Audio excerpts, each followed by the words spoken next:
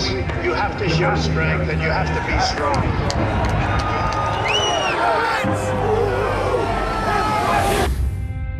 Those in favor will say aye. Aye. Those opposed is no. In the opinion of the chair, the ayes have it. A summons for Donald Trump to testify under oath. He must be accountable. He is required to answer for his actions.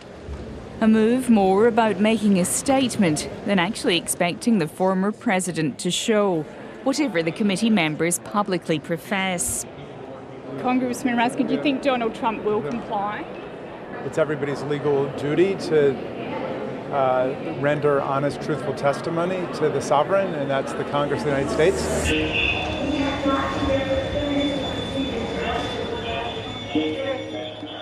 What's likely to be the last public hearing of the January 6 committee also included new insights into what was happening behind the scenes as an angry mob rampaged through the Capitol. I'm going to call up the effing Secretary of DOD. Congresswoman Sherry Bustos lived through the attack on January the 6th. Watching the previously unseen footage was a surreal experience. President Trump owes the American public answers. He owes the families of the police officers who lost their lives that day. He owes them answers. He owes the 100+ police officers who were severely injured that day. He owes those of us who were at the Capitol building and were concerned about our own lives. He owes all of us answers, and we need to hear from him. The surprise subpoena was the dramatic finale to a series of hearings which began in June. President Trump summoned the mob, assembled the mob, and lit the flame of this attack.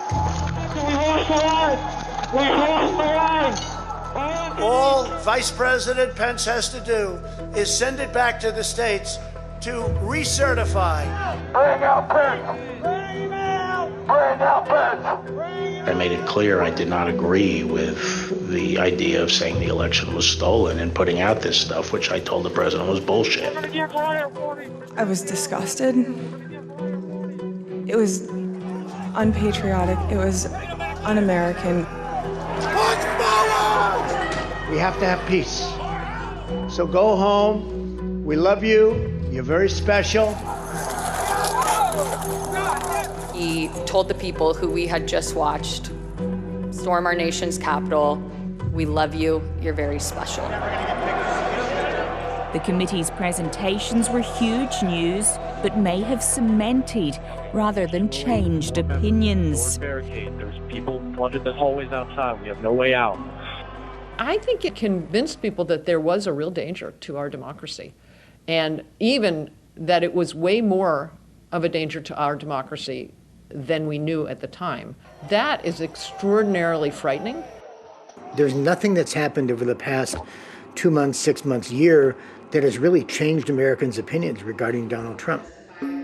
As the committee prepares its report, the question now is whether the Department of Justice has also come to the conclusion that Donald Trump must answer for the events of January the 6th. Georgetown law professor Caroline Fredrickson thinks criminal charges are inevitable. Because the evidence takes us there, and the actual failure to follow the evidence and that the president committed a crime only opens the door to future budding autocrats to do the same. He has wriggled his way out like a snake of so many different legal situations. But I think this time the knot might be tied too tight for him to do that. I would be looking at this as a very multi-tentacled racketeering case. Former federal prosecutor Jim Walden argues the Attorney General has just one chance to get it right. If they do charge him, it will look completely engineered and biased for them to bring a series of cases against him, so he faces 2, 3, 4 indictments. That's why I'm saying politically, they're only going to get one shot. we've amassed overwhelming evidence about a fake election.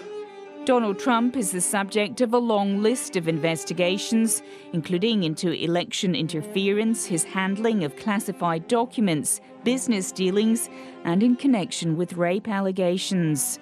For anyone else with apparent aspirations to run again for president, that would be problematic. But for Donald Trump, maybe not. Remember what Trump said that one time, which is he could walk down, Fifth Avenue and shoot somebody and wouldn't have impacted his numbers. You almost get that sense that he's more or less right. There's nothing that's out there right now that's going to change voters' opinions on who he is. The former president has responded to the committee's subpoena with a letter in which he didn't say whether or not he'd comply. It would be nice if for, maybe for the first time that any of us have seen that he would do the right thing. The Trump subpoena itself could even become the focus of yet another legal battle, but it's one many of his supporters probably won't be tuning in for.